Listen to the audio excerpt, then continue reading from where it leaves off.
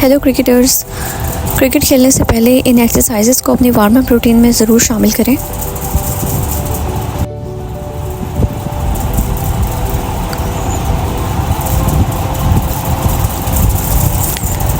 इस एक्सरसाइज से क्या होगा, इस एक्सरसाइज से बिफोर प्ले आपकी जो नेक की मोबिलिटी है और नेक की फ्लेक्सिबिलिटी है ये इम्प्रूव रहेगी।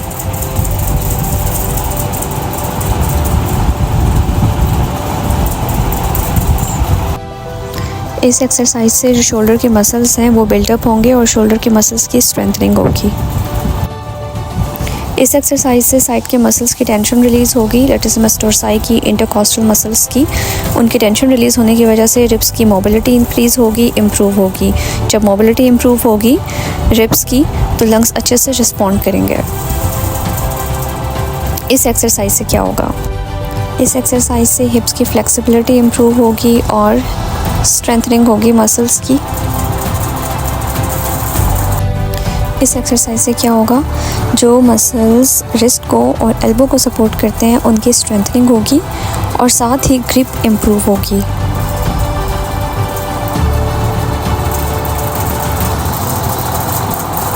इन एक्सरसाइजेस को अपनी वार्म अप रूटीन में ज़रूर शामिल करें। मज़ीद जानने के लिए do subscribe my channel please. Take care. अल्लाह हाफ़िज़।